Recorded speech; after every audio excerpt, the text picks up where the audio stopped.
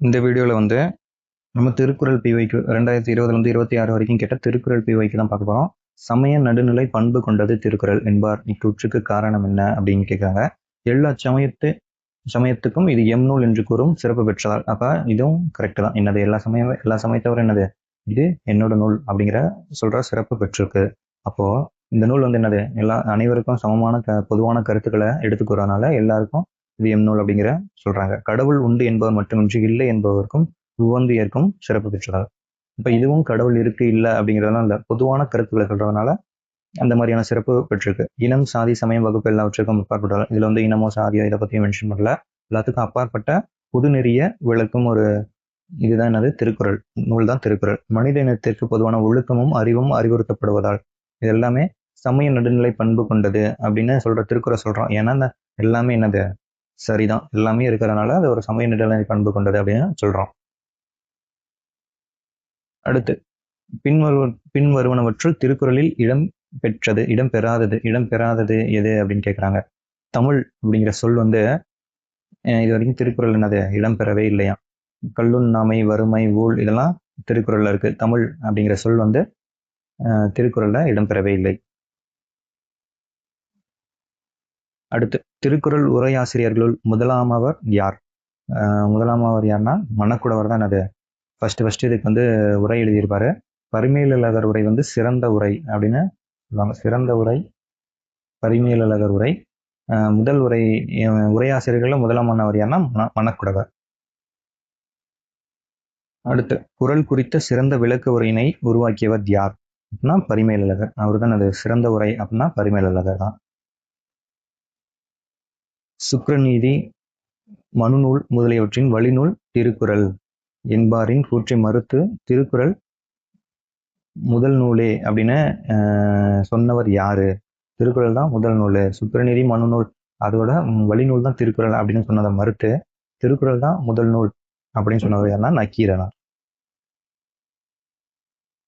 அடுத்து தமிழர்களின் வேதம் என்று அழைக்கப்படும் நூல் திருக்குறள். தமிழர்களின் வேதம் என்று அழைக்கப்படும் நூல் எதுனா திருக்குறள். தமிழர்களின் வேதம் அப்படின்னு சொன்னவர் யாரு? தெரிஞ்சா கமெண்ட் பண்ணுங்க. தமிழர்களின் வேதம் திருக்குறள். அடுத்து உலகினில் நாகரிகம் முற்றும் அழிந்து விட்டாலும் திருக்குறளும் கம்பன் காவியமும் இருந்தால் போதும் மீண்டும் அதனை புதுப்பித்து விடலாம். நாகரிகம் வந்து முற்றும் எல்லாம் அழிந்து போச்சுனாலும் திருக்குறளும் கம்பன் காவியமும் இருந்தா அதனை புதுப்பிச்சிடலாம் அப்படின்னு சொன்னது யாருன்னா கால்டுவெல்.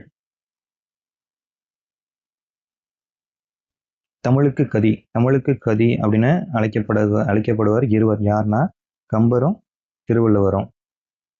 தமிழுக்கு கதினது கம்பரும் திருவள்ளுவரும். அடுத்த விஷயம் சரியானதை தேர்வு செய்ய. திருக்குறள் அறிவையும் கல்வியையும் வலியுறுத்துகிறது. திருக்குறள் என்னது அறிவையும் கல்வியும் வலியுறுத்துகிறதுனா சரி. குறள் மதத்தின் முக்கியத்துவத்தை உணர்த்துகிறது. மதத்தை பத்தி இங்கே பேசவே கிடையாது. குறள் கலை மற்றும் நடனத்தின் முக்கியத்துவத்தை வலியுறுத்துகிறது. கலை நடனம் பத்தி எல்லாம் பேசுகிறது. குறள் வாய்மையும் அடக்கத்தையும் வலியுறுத்துகிறது. அப்ப 1, 4 சரியானது. அடுத்து 10வது கொஸ்டின். திருக்குறள் மனிதர்கள் அன்றாட வாழ்க்கையில் தாக்கத்தை ஏற்படுத்துகிறது. கண்டிப்பா மனிதர்களோட அன்றாட வாழ்க்கையில திருக்குறளை படிக்க அதுல இருக்க நல்ல கருத்துக்கள் நற்கருத்துக்கள் நம்மளோட அன்றாட வாழ்க்கையில தாக்கத்தை ஏற்படுத்தும். மனிதர்கள் திருக்குறளின் மூலப்பொருளான அகிம்சை, மதச்சார்பின்மை, சகோதரத்துவம் ஆகியவற்றை பின்பற்றுகின்றனர். சரிதான். இப்ப குற்றும் காரணம் ரெண்டுமே சரி. ஏவிற்கான விளக்கமும் சரியாதான் இருக்கு. அடுத்து தமிழில் சிறந்த நீதி நூலாக கருதப்படுவது திருக்குறள் தான். நீதி நூல் என்னது திருக்குறள். தமிழில் சிறந்த நீதி நூல் திருக்குறள். அடுத்த 12th கொஸ்டின். திருக்குறளில் சில பகுதிகளில் முதலில் ஆங்கிலத்தில் மொழிபெயர்க்க துணிந்தவர் யார் அப்படின்னு கேட்குறாங்க. ஜியு போப் வந்து 1886 முழுமையா ஆங்கிலத்தில் மொழிபெயர்த்திருப்பாரு. ஆனால் அவருக்கு முன்னாடி சில பகுதிகளை வந்து ஆங்கிலத்தை மொழிபெயர்க்க ஆரம்பிச்சிருப்பாரு. யாருன்னா நேத்தானியல் எட்வர்ட் கிண்டஸ்லி. அடுத்து 13th கொஸ்டின். திருக்குறள் நம் இலக்கியங்களில் தலை சிறந்த ஒன்று. வாழ்க்கை நெறிமுறைகள், சமூகம், அரசியல், பொருளாதாரம் மற்றும் கல்வி போன்ற அனைத்து வினாக்களுக்கும் விடையளிக்கிறது. மிகவும் பிரபலமான திருக்குறள் பல மொழிகளில் உலகளவில் மொழிபெயர்க்கப்பட்டுள்ளது. இப்போ என்ன பின்வருவனவற்றில் எது சிறப்பாக பத்தியில் குறிப்பிட்டுள்ளது? இந்த பேராகிராஃபில் சிறப்பாக எது குறிப்பிட்டிருக்கான்னு கேட்டிருக்காங்க. அனைத்து வினாக்களுக்குமான பதில்களின் தொகுப்பாக திருக்குறள் உள்ளது. திருக்குறள் ஒரு சமய நூல், சமயத்தை பற்றி அதில் குறிப்பிடவில்லை. ஒரு உரைநடை, அதுவும் ஒரு அறிவு சார்ந்த தொகுப்புன்னு குறிப்பிடவில்லை. இங்கே என்ன கொடுத்துருக்காங்க? அனைத்து வினாக்களுக்கும் விடையளிக்கிறது. அப்போ ஏ தான் கரெக்ட். அடுத்து 14. ஜி இப்போ ஆங்கிலத்தில் மொழிபெயர்த்த முதல் தமிழ் நூல் என்னன்னா திருக்குறள் தான். அடுத்து 15வது கொஸ்டின் வந்து திருவள்ளுவர் திருக்குறளில் அதிகமாக வலியுறுத்தியது எதனை? நட்பை பற்றி தான் என்னது அதிகமாக வலியுறுத்தி இருக்காது. இந்த மாதிரி எல்லா பிஒய்க்கும் நம்ம ஒரு எக்ஸ்பிளனேஷன் வீடியோ போடலான்னு இருக்கோம். மறக்காமல் சப்ஸ்கிரைப் பண்ணிக்கோங்க, ஃபாலோ பண்ணுங்கள். தேங்க்யூ.